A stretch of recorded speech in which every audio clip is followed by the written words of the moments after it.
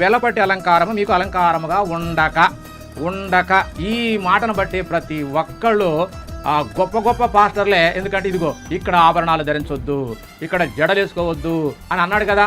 కాబట్టి ఇంకేమన్నాడంటే వస్త్రాలు వేసుకోవద్దు అన్నాడు. మరి అలా అంటే మీరు అడిగి తీసుకోండి, నగలు, ఎండి నగలు, బంగారు నగలు, వస్త్రాలు తీసుకోమని చెప్పి దేవుడే చలివిచ్చాడు. అవి తీసుకొని మీ కుమారులకు మీ కుమార్తెలకు ధరింపచేయుడి. ఏమండి, దేవుడే కదా పెట్టమన్నది కదా, ఇక్కడ లేఖనాలేగా. మిక్కిలి సౌందర్యవతివైతివి రాణి యగునంత అభివృద్ధి పొందితివి అని చెప్పి దేవుడు ఈ విధంగా మరి ఆయన మాటలు ఉన్నాయండి. అంటే దేవుడు మనల్ని అందరినీ కూడా, ఆయన పిల్లలైనటువంటి మనందరం కూడా ఏదో పనికిరాని వాళ్ళకలాగా, ముష్టి వాళ్ళకలాగా, లేకపోతే వెంటనే వీళ్ళు ఆ దేవుని మాటను, మోసే మాటను ఓరేబులో వారు దూడను చేయించుకొని పోతబోసిన విగ్రహములకు నమస్కారం దేవుని యొక్క మహిమా స్వరూపాన్ని గడ్డి మేసే ఎద్దు రూపానికి చేసి ఆ రూపాన్ని వీళ్ళు కొలవడము, దాన్ని ఆరాధించడము, దానికి బంగారు. ఎందుకంటే వీళ్ళు గర్వించి వారి కొరకు ఇచ్చినటువంటి, వాళ్ళ అభివృద్ధి కొరకు, వాళ్ళ అందం కోసం, వారి కోసం ఇచ్చినటువంటి దాన్ని తీసి అన్య దేవతలకు అర్పించడం వలన దేవుడిని మీకు అవన్నీ నేను తీసేస్తానన్నాడే తప్ప, లోబడి ఉండడమే అలంకరణ. మీరు ఆమెకు పిల్లలు అవుతారు అంటే ఆమె కూడా బంగారు ఆభరణాలు ధరించింది కాబట్టి మీరు కూడా పెట్టుకోవచ్చు, తప్పేముంది. తల్లి ఎట్టిదో బిడ్డ అట్టిదో అని చెప్పి మాట మనకు బైబిల్లో ఉంటుంది.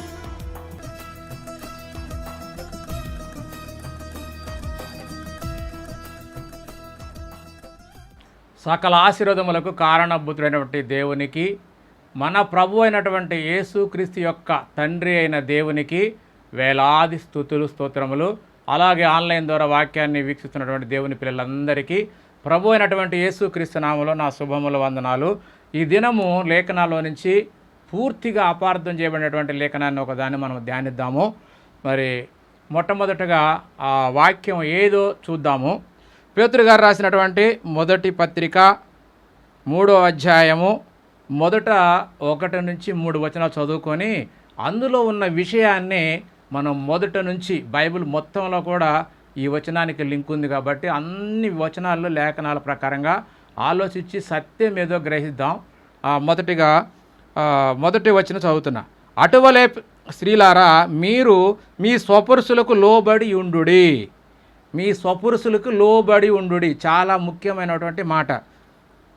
అందువలన వారిలో ఎవరైనాను వాక్యమునకు అవిధేయులైతే వారు భయముతో కూడిన మీ పవిత్ర ప్రవర్తన చూసి వాక్యము లేకుండానే తమ భార్యలు నడవడి వలన రాబట్టవచ్చును.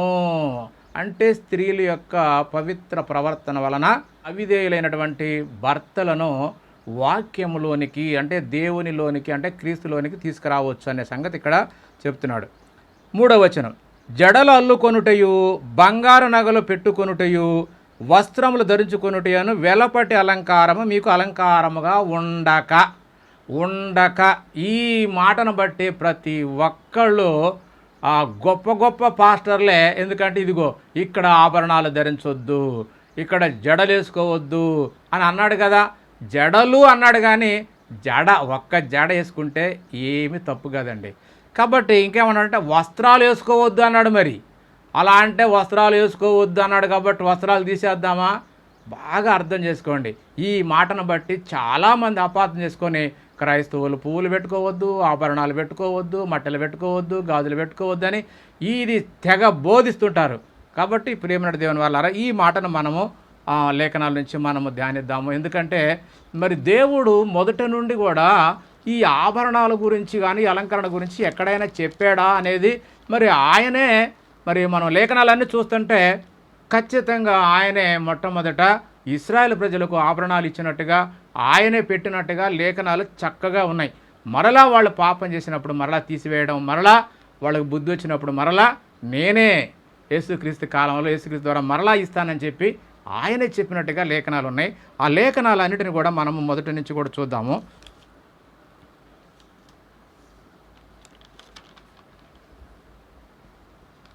మొట్టమొదట మరి ఈ ఆభరణాలు అనేవి ఎవరు ఇచ్చారు? దేవుడా లేకపోతే మనుషులు వారంతా వాళ్ళే మరి సంపాదించుకున్నారా అనేది మనం లేఖనాలను బట్టి చూద్దాము. మొట్టమొదట దేవుని వాగ్దానం చూద్దాం. మొట్టమొదట అబ్రహాం గారికి దేవుడు ఇచ్చినటువంటి వాగ్దానాన్ని చూద్దాము. ఆదికాండము 15వ అధ్యాయం 14వ వచనం. అంటే దేవుడు అబ్రహాం గారికి వాగ్దానం చేశాడు, ఇదిగో ఈ రాజ్యం కనపడేటువంటి ఈ దేశాన్ని మొత్తం నీ సంతానానికి ఇస్తాను, ఎప్పటి వరకు అంటే యుగాంతం వరకు ఎప్పుడు కూడా నీ సంతానానికి ఇస్తానని చెప్పి ఆయన చెబుతున్నమాట.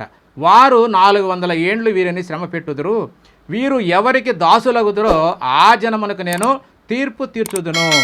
తర్వాత వారు మిక్కిలి ఆస్తితో, మిక్కిలి బాగా గుర్తుపెట్టుకోవాలి, మిక్కిలి ఆస్తితో బయలుదేరి వచ్చెదరు అనే మాట ఇక్కడ దేవుడు అబ్రహాం గారికి వాగ్దానం చేశాడు. ఆ వాగ్దాన కాలము మరి పూర్తయిన తర్వాత మరలా వాళ్ళని తీసుకొచ్చి, ఇదిగో నీకు చూపిస్తున్నానే ఈ దేశాన్ని మొత్తాన్ని వారికి ఇస్తానని చెప్పినటువంటి దేవుడు వారిని మరి ఇడిపించేటప్పుడు దేవుడు వారికి ఏం చెప్పాడో ఆ మాటలు మనం చూద్దాము. మరి మోషే గారిని పంపించి ఆయన ద్వారా ఏం మాట్లాడుతున్నాడో కొన్ని మాటలు మనం చూద్దాము. నిర్గమకాండము 3వ అధ్యాయము 21-22 వచనం చూద్దాం. ప్రతి స్త్రీయు తన పొరుగువానిని తన ఇంట నుండి దానిని వెండి నగలను, బంగారు నగలను, వస్త్రములను ఇమ్మని అడిగి తీసుకొని మీరు వాటిని మీ కుమారులకును మీ కుమార్తెలకును ధరింపచేసి ఐగుప్తును దోసుకుందురని వారితో అనేను. ఏం చేయాలట? దేవుడే మోషే గారి ద్వారా చెప్తున్నాడు. ఎందుకంటే మీ యొక్క చెలికాళ్ళు ఎవరైతే మీరు ఎంతకాలం పనిచేశారో వాళ్ళ దగ్గర మీరు అడిగి తీసుకోండి, నగలు, ఎండి నగలు, బంగారు నగలు, వస్త్రాలు తీసుకోమని చెప్పి దేవుడే చలివిచ్చాడు. అవి తీసుకొని మీ కుమారులకు మీ కుమార్తెలకు ధరింపచేయుడి. ఏమండి, దేవుడే కదా పెట్టమన్నది కదా, ఇక్కడ లేఖనాలేగా అని చెప్పాడు. అలాగనే మరి నిర్గమకాండము 12వ అధ్యాయము 35వ వచనం. ఇశ్రాయేలీలు మోషే మాట చొప్పున చేసి ఐగుప్తుల వద్ద నుండి నగలను, బంగారు నగలను, ఎండి నగలను, బంగారు నగలను, వస్త్రములను అడిగి తీసుకొనిరి. యెహోవా ప్రజల ఎడల ఐగుప్తులకు కటాక్షము కలుగజేశాను కనుక వారు వారికి కావలసిన వాటిని ఇచ్చిరి. ఐగుప్తులు అందరూ కూడా ఇశ్రాయేలుకు అందరికీ వాళ్ళ దగ్గర ఉన్నటువంటి నగలు, వస్త్రాలు, మంచి మంచి వస్త్రాలు వాళ్ళకి ఇచ్చారండి. ఇది దేవుడే వాళ్ళకు ఆ హృదయాన్ని, ఆ కటాక్షాన్ని, ఆ దయను మరి ఇశ్రాయేల్ ప్రజల మీద కలిగించిన వాడు ఎవరంటే దేవుడే. కాబట్టి వాళ్ళు ఆ విధంగా మరి ఇచ్చినప్పుడు ఆ విధంగా వాళ్ళ అక్కడ ఉన్న వారి యొక్క ఆభరణాలన్నింటిని కూడా వీళ్ళు తీసుకొని ధరించుకొని అక్కడ నుంచి వచ్చినట్టుగా మనకు లేఖనం ఇక్కడ తెలియజేస్తుంది. కాబట్టి ఈ విధంగా ఐగుప్తుని దోసుకున్నారనే మాట కూడా ఈడ లేఖనాల్లో రాయించాడు. కాబట్టి ప్రియమైన దేవుని వల్ల మనకు అర్థం కావాల్సింది ఏంటంటే మొట్టమొదట దేవుడే ఇచ్చినట్టుగా మనకి ఈ లేఖనాలను చూస్తుంటుంది. అలాగనే ఏజ్గల్ గారి ద్వారా కూడా ఏమన్నాడంటే మొట్టమొదట నిన్ను ఎన్నుకున్న, నిన్ను ఎవడో పట్టించుకున్నప్పుడు ఐగుప్తు దేశంలో ఉన్నప్పుడు అంతే కదండి, వారి మొర ఎవరు వినలేదు. వాళ్ళ ఘోరమైనటువంటి స్థితిలో వాళ్ళంతగా బాధించి దాస్యం చేయించుకున్నారు. అలాంటి వారికి నేను ఇలా మళ్ళీ మిమ్మల్ని అందరినీ తీసుకొచ్చి మిమ్మల్ని ఎలా స్నేహించి మీకు ఎలా బట్టలు, వస్త్రాలు మిమ్మల్ని శుభ్రంగా కడిగి పరిశుద్ధంగా కడిగి నా దానిగా చేసుకున్నానే, నేను మిమ్మల్ని వివాహం చేసుకున్నానని చెప్పని ఒక స్త్రీని వివాహం చేసుకున్నట్టుగా ఇశ్రాయేల్ సమాజం అంతటి గురించి పోల్చి ఇక్కడ దేవుడు మాట్లాడుతున్నాడు యెహెజ్కేలు ద్వారా. ఆ మాట చూద్దాము. యెహెజ్కేలు గ్రంథము 16వ అధ్యాయము 8-13 వచనం చదివితే చక్కగా అక్కడ ఉంటుంది. మీరు చదవండి. 8-13, 16వ అధ్యాయం. నేను మీ వద్దకు వచ్చి నిన్ను చూడగా ఇష్టము పుట్టించు ప్రాయము నీకు వచ్చి ఉండను కనుక నీకు అవమానముకు కలగకుండా నిన్ను పెండ్లి చేసుకొని, అంటే ఇశ్రాయేల్ జనాంగాన్ని అంతను కూడా ఒక సమాజంగా ఒక స్త్రీగా పోల్చి దేవుడు ఇక్కడ చెప్తున్నాడు. నిన్ను పెండ్లి చేసుకొని నీతో నిబంధన చేసుకొనగా నీవు నా దానవైతివి, అంటే నా స్వకీయ జనము, నా దానవైతివి. ఇదే యెహోవా వాక్కు. ఇంకా ఏం చేశాడట, వాళ్ళకి ఏ విధంగా వాళ్ళు అభివృద్ధి చేశాడో అవన్నీ చెబుతున్నాడు. 10వ వచనం. విచిత్రమైన కుట్టు పని చేసిన వస్త్రము నీకు ధరింపజేసి తిని సన్నమైన ఎర్రని చెప్పులతో చేయబడిన పాదరక్షకులు, అంటే చెప్పులండి, పాదరక్షలు నీకు తొడిగించి సన్నపు అవిసనార బట్టలు నీకు వేయించి తిని నీకు పట్టుబట్ట ధరింపజేసి తిని మరియు ఆభరణముల చేత నిన్ను అలంకరించి నీ చేతులకు కడియములు, కడియాలంటే గాజులండి, నీ చేతులకి కడియములు పెట్టి నీ మెడకు గొలుసులు తగిలించి నీ చెవులకు ముక్కులకు పోగులను నీ తలకి కిరీటమును, ఏమన్నా నీ తలకు కిరీటమును పెట్టించి తిని. దేవుడేనండి ఇవన్నీ చేసింది, వాళ్ళకి ఇవన్నీ ధరింపచేసింది దేవుడే. కానీ వాళ్ళు పెట్టుకోలేదు అని చెప్పి అనుకుంటున్నాం. కాదు, ఇదన్నీ దేవుడే. మరి ఎందుకు ఇవాళ మరలా వాటిని తీసివేయాల్సి వచ్చిందో ఆ వచనాలన్నింటినీ కూడా మనం చూద్దాం. ఎందుకు వారికి మళ్ళా వద్దన్నాడో తీసేయమన్నాడో ఆ వచనాలు కూడా మనం చూద్దాము. ఇలాగూ బంగారుతోనూ ఎండితోనూ మరి నేను నిన్ను అలంకరించితినని చెప్పి మరి ఆయన చెప్పడం మనం చూసాము. ఇంకా ఏమంటున్నాడంటే, గోధుమలతోనూ తేనెను నూనెయు నీకు ఆహారముగా ఇయ్యగా నువ్వు మిక్కిలి సౌందర్యవతివి అయితివి అంటున్నాడు. అంటే గోధుమలు తినడానికండి ఆహారం, బట్టలే కాదు, బంగారమే కాదు. ఇంకా ఏమంటున్నాడంటే, గోధుమను తేనెను నూనెను నీకు ఆహారముగా ఇయ్యగా నువ్వు మిక్కిలి సౌందర్యవతివైతివి, రాణి యగునంత అభివృద్ధి పొందితివి అని చెప్పి దేవుడు ఈ విధంగా మరి ఆయన మాటలు ఉన్నాయండి. అంటే దేవుడు మనల్ని అందరినీ కూడా, ఆయన పిల్లలైనటువంటి మనందరం కూడా ఏదో పనికిరాని వాళ్ళకలాగా, ముష్టి వాళ్ళకలాగా, లేకపోతే కాగితాలెరుకుని వాళ్ళకలాగా ఉండాలని దేవుడు కోరుకోలేదండి. ఆ రోజున ఇశ్రాయేల్ని కూడా అంతగా వాళ్ళని ప్రేమించి వాళ్ళను రాణి యగునంతగా, అంటే అంత ఔన్నత్యమైనటువంటి స్థలంలో వాళ్ళని ఉంచాలనేటటువంటి ఆ ప్రత్యేకంగా ఎన్నుకొని ఆయన సొంత జనాంగంగా నా పిల్లలు మీరు దైవపుత్రులు అని చెప్పి వాళ్ళకు మాట ఇచ్చి ఆ విధంగా వారిని దేవుని కుమారులుగా, దేవుని పిల్లలుగా చేసుకున్నాడండి. అంత గొప్ప దేవుణ్ణి మనం ఇప్పుడేమంటే మనము అవి ధరించుకొని చక్కగా అందంగా కనబడితే దేవుడు ఓరవలేనోడు, లేకపోతే దేవుడు మరి అసూయ పరుడు అన్నట్టుగా ఈ రోజున క్రైస్తవులు దేవుని యొక్క మనసును పూర్తిగా మార్చేసి ఆయన మనల్ని అందరినీ కూడా చక్కగా ఆయన పిల్లలుగా చేసుకోవాలని, చక్కగా మన పిల్లలను కూడా ఆయన భుజాన ఎత్తుకొని మనల్ని అందరినీ కూడా ఎత్తుకొని ఎప్పుడు మనతో కలిసి జీవించాలని ఆయన కోరుకుంటున్నాడండి. అలాంటి దేవుణ్ణి మరి మీరు అది పెట్టుకొని చక్కగా ఉండదు, ఇది పెట్టుకోవద్దు, ఇవన్నీ దేవుడు తీసేయమన్నాడని చెప్పి అబద్ధ బోధలు చేస్తున్నారు. దేవుడు ఎక్కడ కూడా ఆయన పిల్లలు చక్కదనంతో సౌందర్యంగా ఉండడానికి ఆయనే ఏర్పాటు చేశాడండి. మనమే ఆయన ఇచ్చినటువంటి దాన్ని పోగొట్టుకొని ఆయన యొక్క కోపానికి గురి అయిపోయి ఆ మురుగుడు మరి ఆ రోత జీవితాన్ని జీవిస్తూ సాతాను యొక్క ఆలోచనలో పడిపోయి మనల్ని మనమే నాశనం చేసుకుంటున్నాం. ఆ రోజున ఇశ్రాయేల్ ప్రజలు అదే చేశారు. కాబట్టి మరి దేవుడు నిజంగా మనము ఏమీ లేకుండా, ఆభరణాలు లేకుండా, లేకపోతే అందంగా చక్కదనం లేకుండా, మంచి బట్టలు లేకుండా చూడాలని దేవుడు అనుకోవట్లేదండి. దేవుడే అవి వాడికి ధరింపజేశాడు. అలాగనే ఆయన పిల్లలందరూ కూడా అలా ఆయనను మహిమపరిచేటంత గొప్పగా ఉండాలని కోరుకుంటాడు తప్ప ఏ ఒక్కరిని కూడా అందహీనంగానో ఏమీ లేక ఈ సృష్టిలో సృష్టించినవన్నీ కూడా మన కోసమే సృష్టించాడు ఆయన. ఎందుకంటే మరి మనకు తినడానికి కూర మొక్కలు, మరి పశువులకు గడ్డి మొక్కలు, అలాగనే మన ముఖానికి ఆ మెరుగునిచ్చేటువంటి తైలాన్ని ఇచ్చేటువంటి మొక్కలు అన్నిటినీ దేవుడే పుట్టించాడు. అవన్నీ మన కోసమే.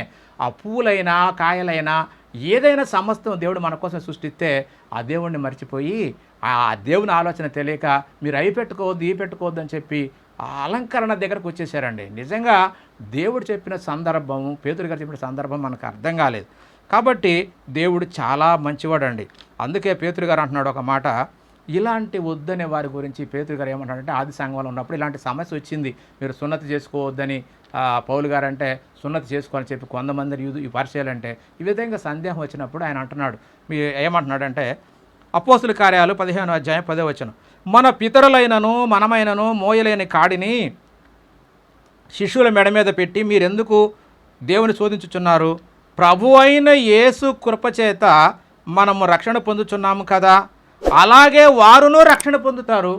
కాబట్టి ఆ కాలంలో ఆది సంఘంలో శ్రమ వచ్చినప్పుడు తప్పిపోయారండి. తప్పిపోయినప్పుడు ఏం జరిగిందంటే ఆ దేశాల వల్ల ఆయా దేశాలలో మరి వాళ్ళందరూ కూడా తొలగిపోయినట్టుగా మనకు పత్రిక చదువుతుంటాయి, పేతురు గారి పత్రిక చదువుతుంటే మనకు అర్థం ఏంటంటే మరి ఏ ప్రాంతాలంటే పొంతు, గలతియా, కప్పదొకియా, ఆసియా, బితూనియా అనే దేశాల్లో చెదిరిపోయినటువంటి ఆ యూదులైనటువంటి క్రైస్తవులైనటువంటి యూదులు వారికి ఈ పత్రిక రాయడం జరిగింది. వాళ్ళు ఏంటంటే ఆ కాలంలో గ్రీకు జీవన విధానాన్ని, అంటే గ్రీకులు ఏ విధంగా వాళ్ళ యొక్క జీవిత విధానం, వారి యొక్క ఆచార సాంప్రదాయాలు ఉంటాయో వాటి ప్రకారంగా జీవించడానికి ఇష్టపడుతున్నారు.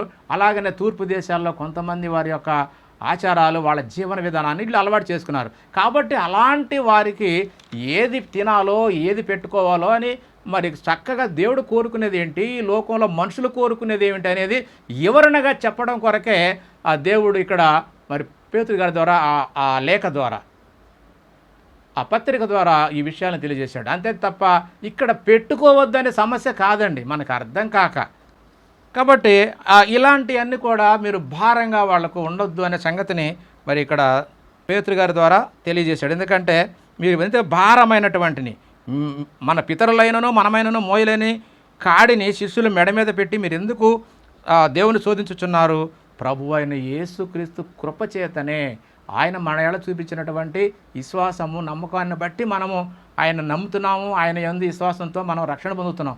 అప్పుడు వాళ్ళు అలాగే, ఇప్పుడు మనము అలాగే అనే సంగతిని ఇక్కడ చక్కగా వివరించి చెప్పాడు. కాబట్టి అన్యులైనటువంటి వారు క్రైస్తవులుగా క్రీస్తుని వెంబడించడానికి సిద్ధపడి బాప్తీసం తీసుకున్న వారికి ఇలాంటి కాడి పెట్టొద్దు అంటున్నాడు. అంటే ఇలాంటి ఆజ్ఞలు ఉన్నాయే, ఇవి పెట్టకూడదు. ఎందుకంటే మీరు అది తినకూడదు, ఇది తినకూడదు, మీరు చిన్నది తీసుకోవాలి, లేకపోతే అది పెట్టుకోకూడదు, ఇలాంటి అనేది క్రైస్తవులను ఇబ్బంది పెట్టకుండా మరి ఆ రోజున ఆయన చక్కగా చెప్పిన మాట ఉంది.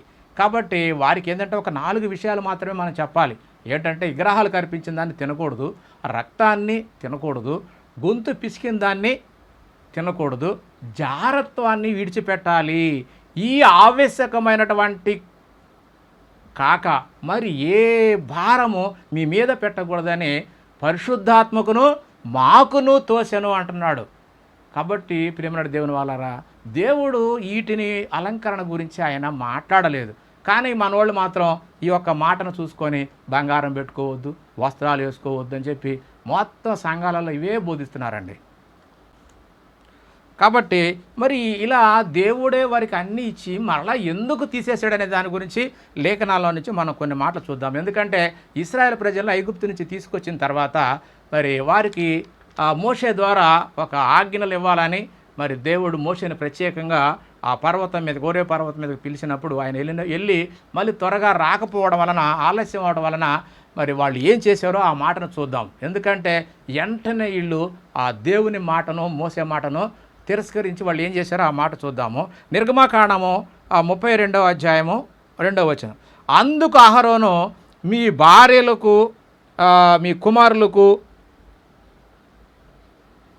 మీ కుమార్తెలకు చెవులనున్న బంగారు పోగులు తీసి నా యొద్దకు తెండి అని వారితో చెప్పగా, ఎందుకన్నాడంటే వీళ్ళు ఐగుప్తు నుంచి మేము వచ్చాము, మోషే మమ్మల్ని తీసుకొచ్చాడు, ఇక్కడ వదిలిపెట్టి ఎటు వెళ్ళిపోయాడు మాకు తెలియదు, కాబట్టి మాకు ముందు నడవడానికి ఒక దేవతను చేయమని చెప్పి, ఒక దేవుణ్ణి చేయమని చెప్పి అహరోన్ని బలవంత పెట్టారండి. అందుకని ఆయన ఏం చేశాడంటే, ఇదిగో మీ పిల్లల చెవులకి, మీ భార్యల చెవులకి, మీ ముక్కు పోగులు మొత్తం తీసుకురండి అని చెప్పి ఆయన తీసుకొచ్చి దాన్ని మంచి బాగా వేడి చేసి కరగబెట్టి ఒక దాన్ని ఏమంటారు అచ్చు తయారు చేసి ఒక దూడ బొమ్మగా తయారు చేస్తే వీళ్ళు ఏమంటున్నారంటే ఆ దూడ బొమ్మను చూసి చేసిన తర్వాత, ఓయి ఇశ్రాయేలు, ఐగుప్తు నుండి నిన్ను రప్పించిన నీ దేవుడు ఇదే అని ఆ దూడకు మొక్కటం మొదలుపెట్టారండి. ఆ దూడని దేవునిగా చేసుకున్నారండి. ఈ విధంగా దేవుని యొక్క ఆజ్ఞని, దేవుని యొక్క ఆలోచనను పూర్తిగా మరిచేశారు. ఎందుకంటే దేవుడు మరి వాళ్ళకి ధర్మశాస్త్రంలో ఒక గ్రంథాన్ని అంటే ధర్మశాస్త్రంలో ఒక మాట తెలియజేశాడు. ద్వితీయోపదేశ కాండం ఒక మాట చూద్దాము. ద్వితీయోపదేశ కాండం 4వ అధ్యాయము 19వ వచనం. సూర్య చంద్ర నక్షత్రములైన ఆకాశ సైన్యమును చూసి మరుల కొలపబడి నీ దేవుడైన యెహోవా సర్వాకాశము కింద, సర్వాకాశం అంటే ఈ ప్రపంచం మొత్తటిలో ఆకాశం కింద, సర్వాకాశము కిందనున్న సమస్త ప్రజల కొరకు పంచిపెట్టిన వాటికి, ఈ భూమి మీద ఉన్న సమస్త వస్తువులు, సృష్టిలో ఉన్నవి అన్నీ కూడా ప్రజల కొరకే దేవుడిచ్చాడు, మనందరి కొరకే ఇచ్చాడు. అందుకని ప్రజల కొరకు పంచిపెట్టిన వాటికి నమస్కరించి వాటిని పూజించకుండానట్లు మీరు బహు జాగ్రత్తగా పడాలి. మీరు జాగ్రత్త పడాలి అంటే ఏటిని కూడా మీరు ఆరాధించకూడదు. ఎందుకంటే నేను రోషం గల దేవుణ్ణి, నేను తప్ప మీకు వేరే దేవుడు ఉండకూడదు, నాకు ఏ రూపము లేదు, పరలోకంలో కానీ భూమి మీద కానీ భూమి కింద కానీ ఎక్కడ కూడా నాకు ఏ రూపం లేదు. కాబట్టి మీరు ఏ రూపాన్ని కూడా చేసుకొని మీరు ఆరాధించొద్దు అనే సంగతి చక్కగా వాళ్ళు చెప్పినా కూడా వాళ్ళు ఆ మాట వినలేదండి.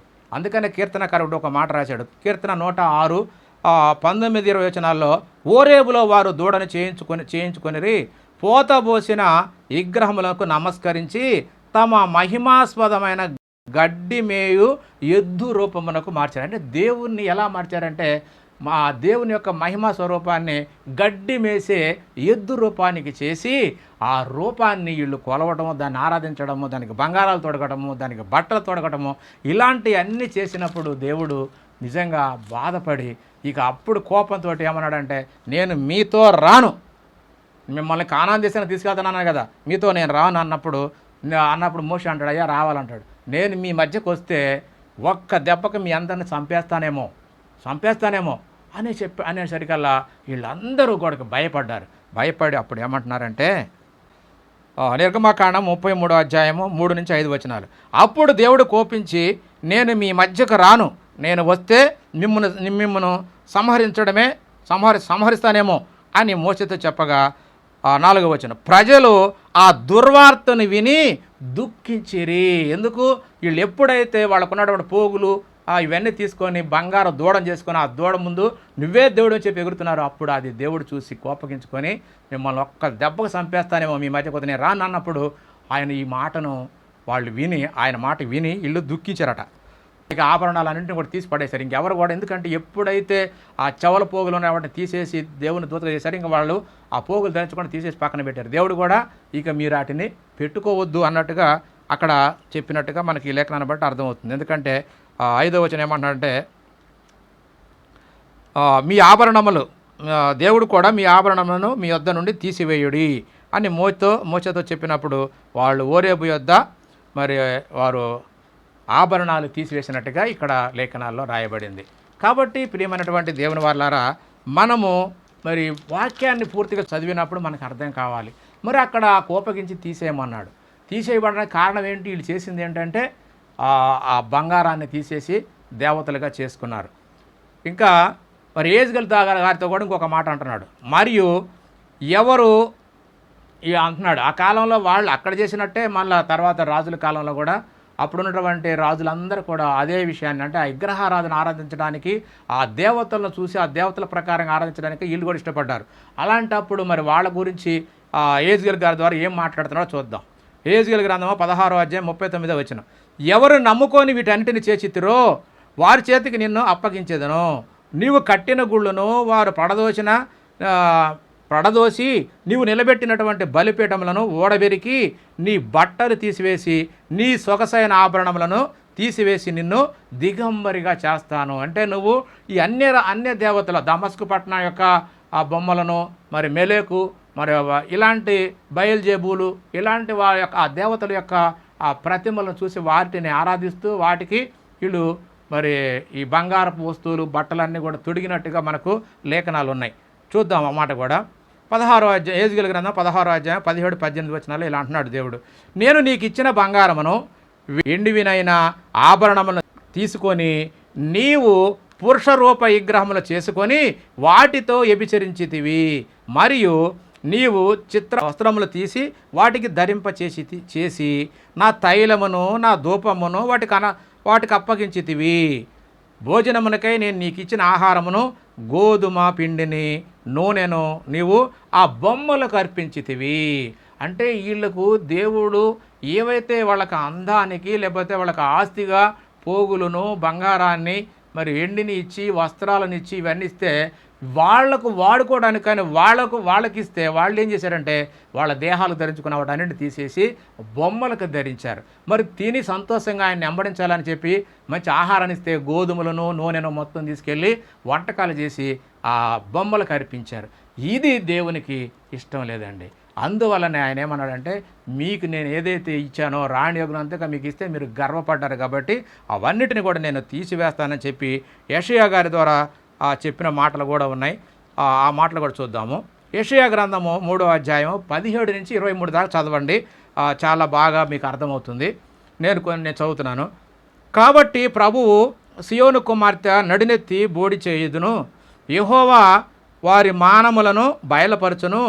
ఆ దినమునంటే యెహోవా కోప దినమున యెహోవా గల్లు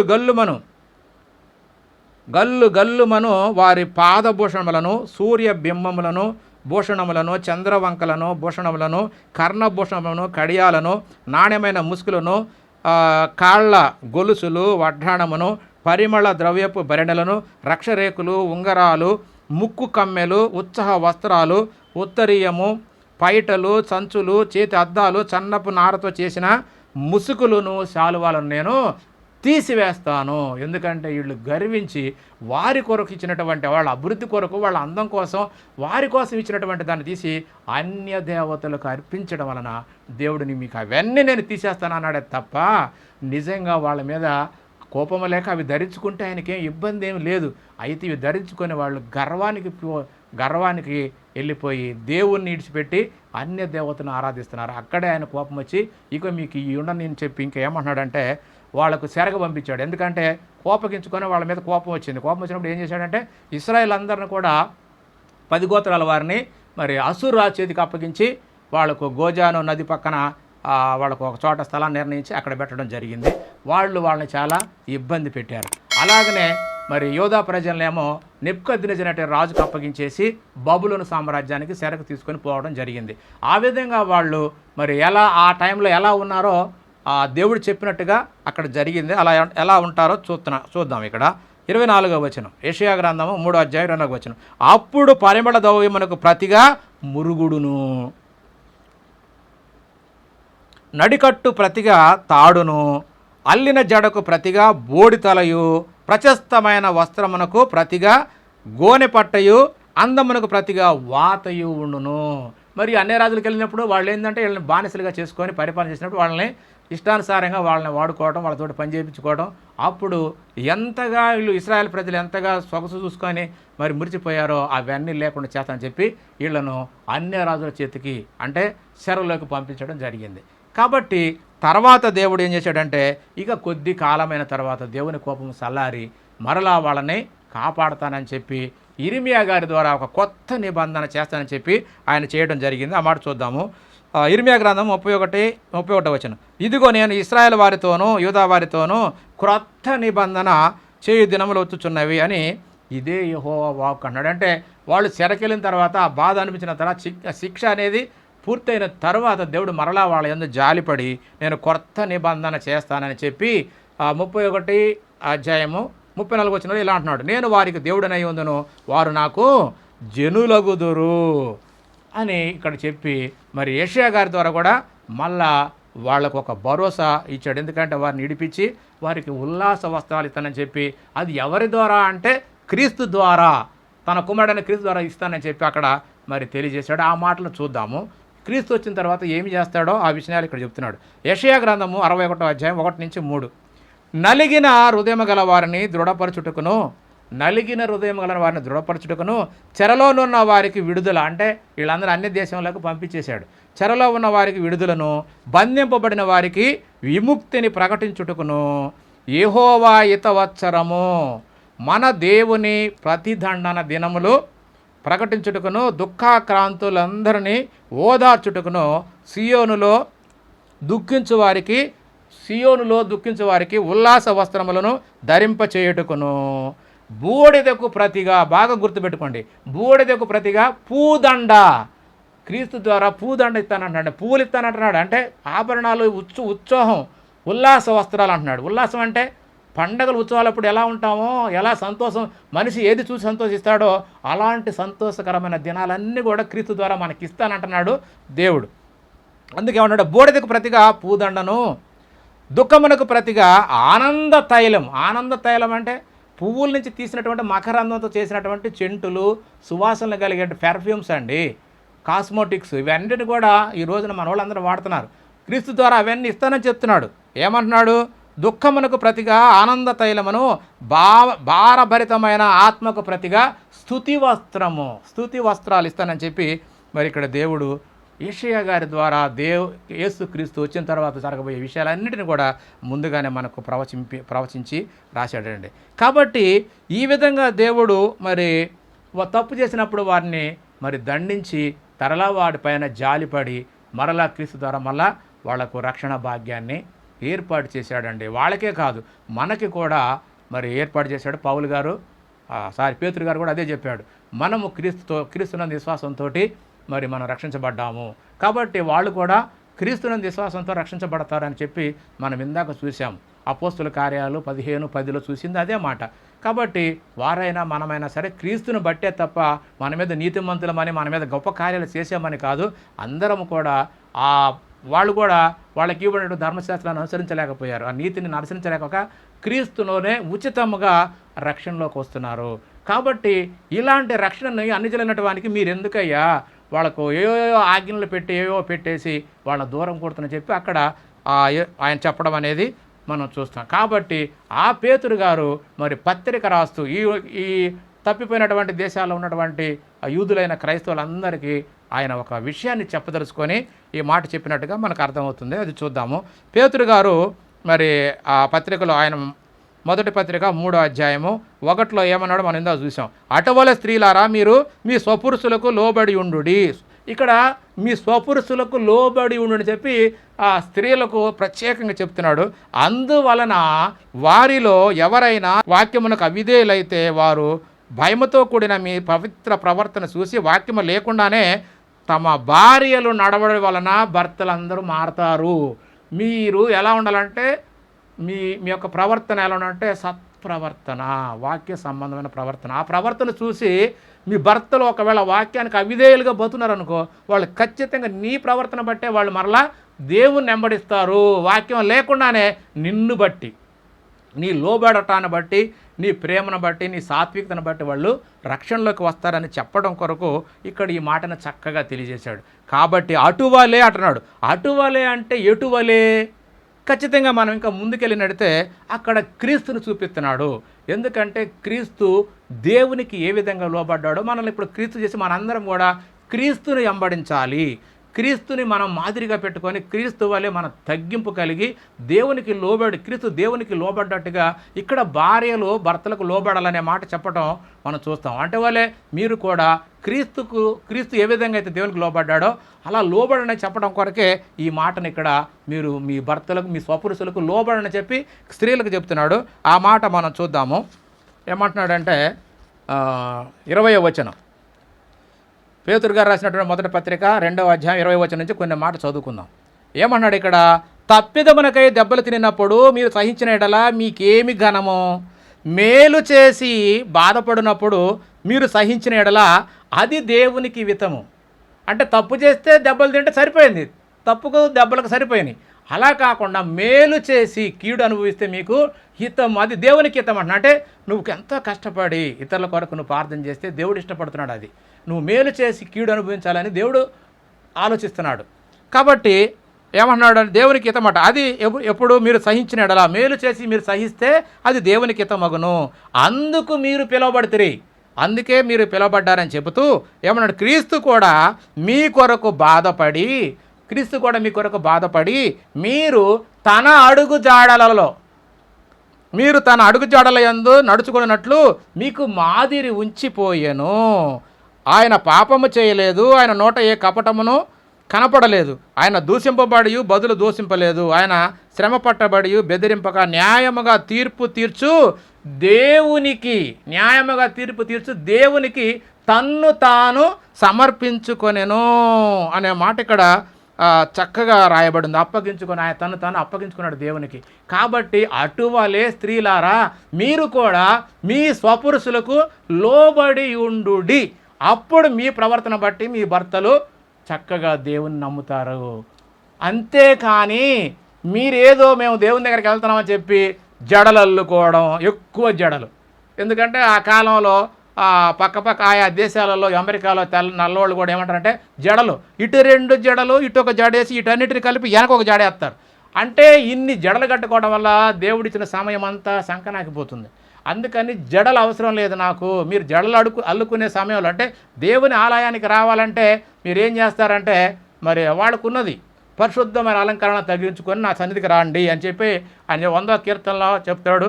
అలాగనే 29వ కీర్తనలో కూడా దైవపుత్రులారా నా సన్నిధికి రండి, పవిత్రమైన ఆవరణాలు ధరించుకొని నా దగ్గరకు వచ్చి మోకరించిన మాటలు ఉంటాయి. కాబట్టి వీళ్ళు ఏంటంటే దేవుని సన్నిధికి వెళ్ళాలంటే ఇలా అలంకరించుకోవాలని చెప్పి తెగ సమయమంతా కూడా దానికే ఇచ్చిస్తున్నప్పుడు పేతురు గారు అంటున్నాడు కదా, అమ్మ జడలతోనైనా కానీ, బంగారంతోనైనా కానీ, వస్త్రములతోనైనా కానీ అలంకరించుకొని రావడం అనేది అది మీకు అలంకారంగా ఉండాల్సిన అంత అవసరత లేదమ్మా. అది అవసరత లేదు. అది మీకు అలంకారంగా ఉండక మరి ఏ అలంకారం కావాలంటే ఇది ఒక క్రీస్తు స్వభావం లాంటిది కావాలి. అందుకని 4వ వచనంలో ఏమంటాడంటే ఆ వెలపటి అలంకారము మీకు అలంకారముగా ఉండక అంటే అది నాకు అవసరం లేదు. మీకుంటే మీ భర్తల కోసం మీరు అలంకరించుకోండి, పర్వాలేదు. మీ పిల్లలకు అలంకరించుకోండి, అది నేను కాదంటలా, అది నాకు అవసరం లేదు. అయితే నా సన్నిధికి వచ్చేటప్పుడు వీటిని వేసుకొని బంగారంతో బట్టలతోటి ఇలగల బట్టలతోటి రావాలని అవసరం లేదు. కాబట్టి తిమోతి పత్రికలో ఇదే విషయాన్ని ఏమంటే తగు మాత్రపు వస్త్ర అలంకరణ. తగు మాత్రం అంటే ఎంతవరకు అవసరమో మన దైనందిన జీవితాల్లో బయటికి వెళ్ళేటప్పుడు ఎలా మనం తయారై వెళ్తాం, 10 మందిలోకి వెళ్ళేటప్పుడు ఎలా వెళ్తాం, అలా ఒక సాధారణంగా మామూలుగా వస్తే చాలు. మరి మీరు గంగిరెద్దుల్లాగా ఇదిగో వాళ్ళకి ఎన్నో ఉన్నాయి, ఉత్తర కళాలు రక్షరేకులు అని, మెళ్ళు, ముక్కులు, చెవులు, కిరీటాలు, వడ్రాణాలు, పోగులు, గాళ్ళ గొలుసులు, ఇవన్నీ వద్దమ్మా. ఇలా గంగిరెద్దులాగా అలంకరించుకోవడం నాకు అవసరం లేదు. తగు మాత్రపు వస్త్రాలంకరణ చాలు అంటాడు. అలాగని చెప్పి అసలు వద్దని కాదు. కాబట్టి ఇక్కడ ఇంకా ఏమన్నాడంటే ఆయన కావలసినటువంటి అలంకరణ ఏదంటే 4వ వచనం, పేతురు రాసిన మొదటి పత్రిక 3:4 సాధువైనట్టు మృదువైనట్టునైన గుణమును అక్షయ అలంకారము మీ హృదయపు అంతరంగ స్వభావము, మీ హృదయం యొక్క అంతరంగ స్వభావం మీకు అలంకారముగా ఉండవలెను. నీ హృదయం యొక్క అంతరంగ స్వభావం అంటే నీ హృదయం ఎలాంటిదంటే మృదుత్వం కలిగి ఉండాలి, సాత్వికం కలిగి ఉండాలి, మంచి మనసు, మెత్తని మనసుతోటి నువ్వు ఇతరులకు సహాయం చేసేదానిలాగా ఉండాలి. అలా మృదువైనటువంటి నీ హృదయము అంతరంగ స్వభావము ఎలా ఉండాలంటే అక్షయ అలంకారం అంటే ఆ అలంకారం ఎప్పటికీ నాశనం కాదు. కానీ పై రూపం అయితే శరీరానికి పెట్టుకునేదంటే అవన్నీ నాశనం అయిపోతాయి, బంగారాలు వస్త్రాలు అన్నీ కూడా నాశనం అయిపోతాయి, ఆ శరీరమే పోతుంది. నువ్వు ధరించుకునేదంతా శరీరానికి, ఆ శరీరమే పోతుంది. కాబట్టి క్షయమైన అలంకారం నాకు వద్దు, అక్షయమైంది, అది ఎప్పటికీ నశింపలేదు, నీ గుణం, నీ బుద్ధి, అది నాకు కావాలి అని చెప్పడం కొరకే అక్కడ అవి నాకు అవసరం లేదు, అవి మీకు అవసరం, మనుషులుగా మీకు అవసరం. ఎందుకంటే మనుషులు ఏం చేస్తారు, మనుషులు పై రూపాన్ని చూస్తారు. కాబట్టి నాకు అవసరం లేదమ్మా, అది మీకే అని చెప్పి చెబుతున్నాడు. అతని రూపమునైనను అతని ఎత్తునైనను లక్ష్య పెట్టకము. అతని రూపమునైనను ఎత్తునైనను హ్యాండ్సమ్గా ఉన్నాడు. స్త్రీలు కోరుకునేది పెళ్ళప్పుడు భర్త ఎలా ఉంటాడని కోరుకుంటాడు, చక్కగా ఉంటాడని కోరుకుంటారు కదా.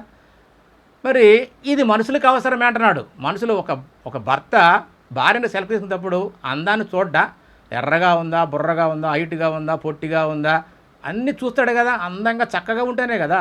ఆ చక్కదనం అనేది మనుషులకు అవసరం. మనుషులు చూస్తారు ఈ రూపాన్ని, నేను చూడను అంటున్నాడు. ఇక్కడ ఏమంటున్నాడు, అతని ఎత్తును రూపమును లక్ష్య పెట్టకము, మనుషులు లక్ష్య పెట్టు వాటిని యెహోవా లక్ష్య పెట్టడు. కాబట్టి నేను అతని త్రోసివేచితిని. మనుషులు పై రూపము లక్ష్య పెట్టుదురు. మనుషులు ఏం చేస్తారు, చక్కగా ఉన్నాడా అబ్బాయి అయితే రెడీ, లేదంటే నాకొద్దు, నాకు ఆ సంబంధం వద్దని చెప్పి వెంటనే చెప్పేసిద్ది ఈ రోజున. అలాగే స్త్రీలు కూడా చక్కగా ఉన్నారా అయితేనే అబ్బాయి పెళ్లి కొడుకు వరుడు చేసుకోబోయేవాడు ఇష్టపడతాడు, లేకపోతే నాకు వద్దు అంటాడు. నేను ఒక అమ్మాయిని ప్రేమించాను, నాకు ఆ అమ్మాయి అలాగా ఉండాలంటే, లేకపోతే నాకు ఆ అమ్మాయే కావాలంటాడు. కాబట్టి మనుషులైనటువంటి మీకు అవసరం, నాకు అవసరం లేదంటున్నాడు. ఇది అర్థం కావటంలా. ఈ అలంకరణ అనేది అంటే మనుషుల కోసమే. మనుషుల పై రూపము లక్ష్య పెట్టుదురు కానీ యెహోవా హృదయములను లక్ష్య పెట్టును అంటున్నాడు. కాబట్టి ఈ మనుషుని బట్టి ఈ అలంకారం మనుషులకు అవసరమే. కాబట్టి అందుకనే దేవుడే ఆయనే మనకు బంగారాన్ని, ఈ పోగులు అన్నిటి కూడా ఇచ్చాడు. మనం ఇప్పుడు కూడా ప్రార్థన చేస్తే మనకి ఏదైనా కావాలంటే నన్ను అడుగు, నేను ఇస్తానని చెప్పి అంటాడు. కాబట్టి ఆ విధంగా దేవుడిని అడిగి మనం పొందుకున్నాం, దేవుడే ఇష్టపడి ఇచ్చాడు. కాబట్టి ఈ అలంకరణ వద్దంటలే దేవుడు. అంటే నువ్వు వెలపడే అలంకారము అది నీకు కానీ నాకు కాదు. నా కోసం వచ్చేటప్పుడు వాటి మీద నీ మనసు పెట్టకు. నువ్వు నా దగ్గరికి వచ్చేటప్పుడు ఎలా ఉండాలంటే నీ హృదయం యొక్క అంతరంగ స్వభావము నాకు నచ్చాలి, నీ బుద్ధి నాకు నచ్చాలి. అందుకొరకే మరి అవి నాకు అవసరం లేదు అంటున్నాడే తప్ప నిన్ను పెట్టుకోవద్దని చెప్పట్లేదు. ఆయనకు అవసరం, దేవునికి ఎందుకు? ఆయన ఆత్మ, ఆయనకి ఏమైనా శరీరం ఉందా, లేకపోతే ఆ శరీరంతో ఉన్న మనుషులతో ఆయన ఏమైనా కలిసి జీవిస్తాడా? ఆయనకు అవన్నీ కావాలనుకోవడానికి. శరీరం ఉన్న మనిషికే ఈ అలంకరణ అవసరం తప్ప ఆయన అలంకారం వేరే. ఆయన అంతరంగ స్వభావం అంటే హృదయము అంటే బుద్ధి. నీ హృదయాన్ని పరీక్షించేవాడు దేవుడు. కాబట్టి ఆ హృదయాన్ని పరీక్షించి తీర్పు తీరుస్తాడు తప్ప నువ్వు శరీరానికి ఏం పెట్టుకున్నావు, ఉంగరం ఉందా లేదా, నీ జుట్టుకు పూలు ఉన్నాయా లేవా, నీ కాటుకుందా లేదా, ఎవరు చూస్తారండి? అవి మనుషులు చూస్తారు. అది మనుషులకే, మనుషులకు సంబంధించిన మనుషులకు వదిలిపెట్టండి. దేవునికి అంటి పెట్టబాకండి, దేవునికి సంబంధమే లేదు.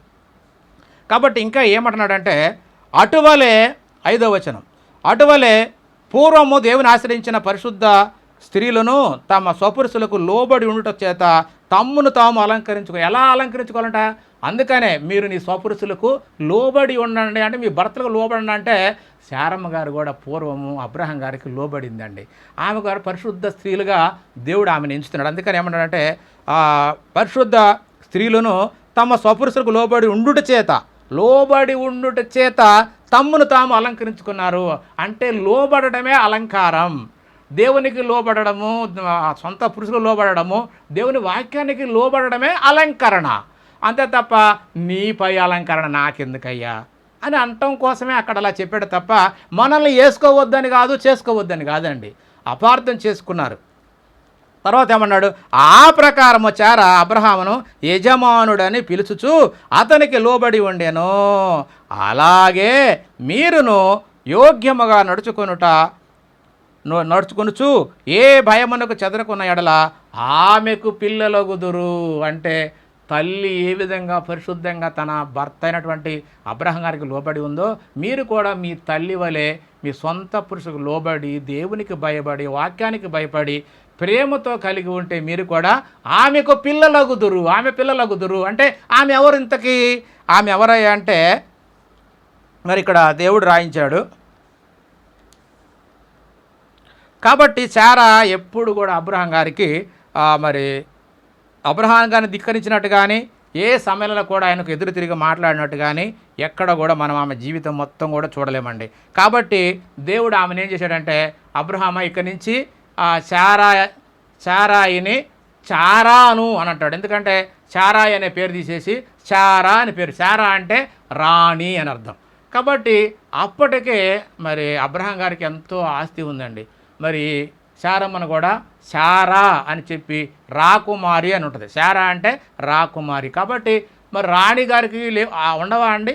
రాణిగారికి కిరీటాలు, మెడలో ఇవి నక్లెస్లు, రక్షరేకులు ఇవన్నీ ఉండవా రాణిగారికి?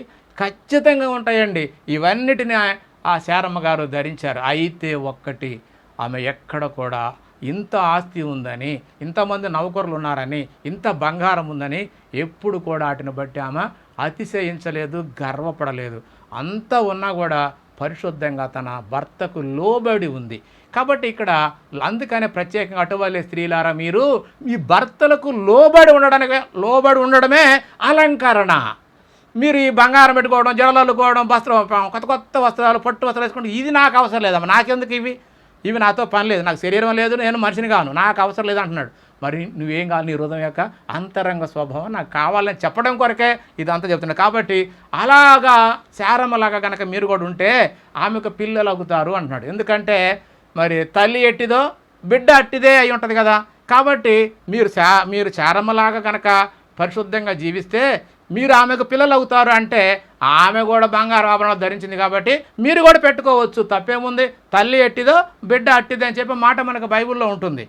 ఎలా అంటుందంటే హేజ్కేలు గ్రంథము 16వ అధ్యాయము 44వ వచనంలో ఆ సామెత మీకు తెలుసు కదా, తల్లి ఎట్టిదైతే బిడ్డను అట్టిదే అనే మాట అక్కడ రాయించాడు. కాబట్టి మీరు ఆమెకు పిల్లలు అవ్వాలి అంటే ఖచ్చితంగా ఆమె బంగారం ధరించింది, ఆమెకు పోగులు అన్నీ ధరించినట్టుగా మనకు ఒక సింపుల్ ఉదాహరణతో మనకు అర్థమైపోతుంది.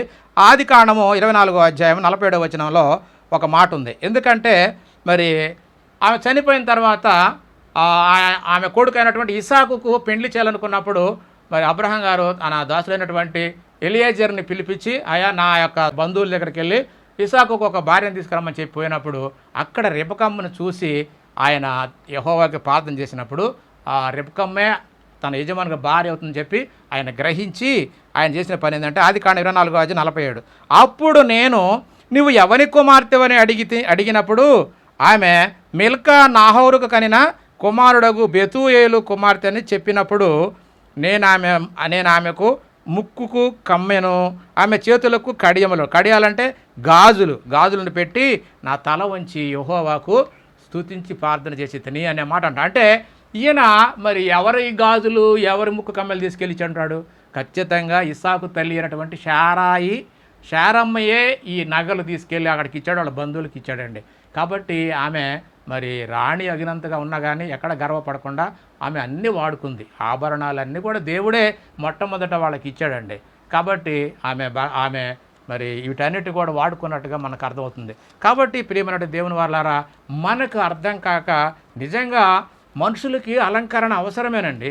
ఎందుకంటే ఈరోజు చూడండి, మనం పెళ్ళిళ్ళలో కానీ మరి పాప పెద్ద మనిషి అయినప్పుడు, అంటే పుష్పవతి అయినప్పుడు కానీ, మరి మనకు ఫంక్షన్లప్పుడు, మరి గృహప్రవేశాలప్పుడు, రాజకీయ నాయకులతోటి మరి కలిసేటప్పుడు వాళ్ళు ఖచ్చితంగా అవన్నీ వాడతారు, అవన్నీ కూడా వాడుకుంటారండి. పెండ్లి కుమార్తెగా అలంకరించేటప్పుడు అవన్నీ లేకుండా ఒక మామూలు వ్యక్తిగా తీసుకెళ్తే ఏమన్నా ఆ ఫంక్షన్లో ఆ పెళ్లి విందులు ఎవరికైనా సంతోషం ఉంటుందండి? ఇదేంటి మనం వచ్చింది పెళ్లి కూతురు కొత్త, ఈ పెళ్లి కూతురు ఏంది ఇలా తయారైంది అనరా? ఎవరండి? ఒక అన్యులు మాత్రమే పెళ్లిళ్ళల్లో ఆ స్త్రీలకు అలంకరించుకుంటారా? క్రైస్తవులు అలంకరించుకోకూడదా? క్రైస్తవులు కూడా మరి మేలు ముసుకేసుకొని పువ్వులు పెట్టుకొని ఎన్నో వేసుకొని వస్తున్నారుగా, మరి వేసుకోరా? లేదండి, దేవుడే ఇచ్చిన దాన్ని మనం ఎందుకండి కాదనాలి? అలాగనే మన పిల్లలు మరి 15 ఏళ్లకు మరి మెచ్యూర్డ్ అయితే ఆ పాపను పూల జడతోటి చక్కగా నగలు పెట్టి అన్ని పెట్టి అలంకరిస్తాం కదా. ఎందుకు? ఏ తల్లిదండ్రులైనా తన బిడ్డల్ని ఎలా చూసుకోనుకుంటాడు? చక్కగా చూసుకోవాలనుకుంటాడా? ఏమీ లేకుండా చిరిగిపోయిన బట్టలు, లేకపోతే మాసిపోయినటువంటి వేచి తల దూవకుండా, ఇలాంటి జడ వేయకుండా, ఇలాంటి పూల జడ వేసుకోకుండా రోతగా చూడాలని ఎవరన్నా అనుకుంటారండి? మనమే మన పిల్లల్ని అలా చూడలేమే, మరి దేవుడు చూస్తాడా? ఆయన పిల్లనటువంటి మనల్ని అందవికారంగా సౌందర్యంగా లేకుండా చూడండి దేవుడు అనుకుంటాడండి? దేవుడు ఏమన్నా కుతంత్రులు కలిగిన వాడా? వీళ్ళు అలా ఉండకూడదు అనుకోవడానికి? లేదండి, దేవుడు మంచివాడు. అందుకని యేసుక్రీస్తు ద్వారా ఏమంటున్నాడంటే, యెషయా గ్రంథం 61లో ఏమంటున్నాడంటే, బూడిదకు ప్రతిగా పూదండలు ఇస్తానంటున్నాడు. ఉల్లాస వస్త్రాలు ఎప్పుడు వస్తాయండి? ఏదైనా పండుగ చేసుకున్నాడు, ఉత్సవంగా పండుగ చేసుకుంటేనే కదా. ఆ పండుగలో అలాంటి వస్త్రాలు నీకు ఇస్తానంటున్నాడు. కాబట్టి నువ్వు ఆనందించు.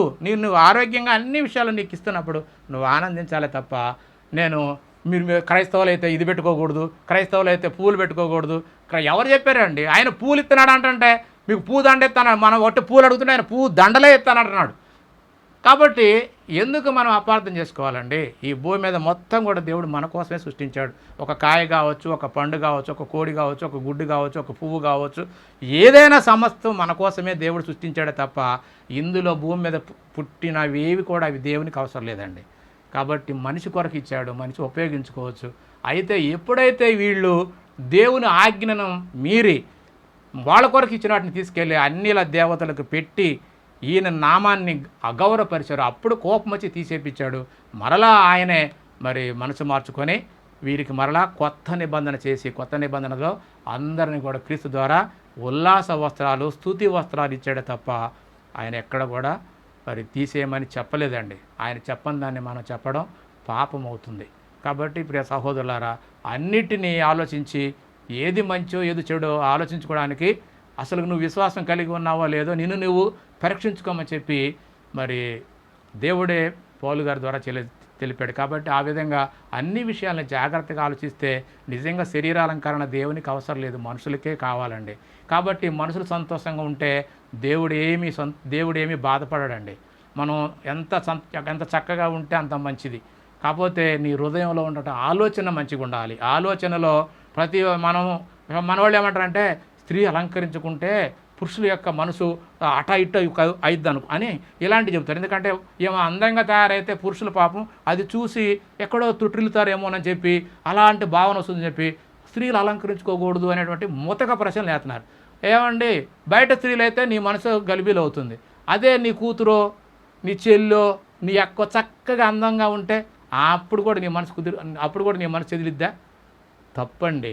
నువ్వు క్రైస్తవుడు అయిన తర్వాత క్రీస్తుని వెంబడించాలి తప్ప ఈ లోక సంబంధమైన విషయాలు మనుషులకు పెట్టి మనుషుల్ని అపార్థం చేసేటట్టుగా తప్పుడు బోధలు చేయకూడదండి. కాబట్టి ప్రియమైన దేవుని వాళ్ళారా, ఎవరైనా చక్కగా సత్యాన్ని తెలిసినప్పుడు అనుసరించడానికి మరి ఏమిటండి మనకు బాధ? కాబట్టి మరలా చూసి సత్యాన్ని గ్రహిస్తారని ప్రభుపేట మనవి చేస్తూ ఈ వాక్యాన్ని మరి దేవుడు దీవించి అనేక మందికి దీవెనకరంగా మార్చులాగా సహాయం చేయను గాక. అందరికీ వందనాలు. దేవునికి స్తోత్రం.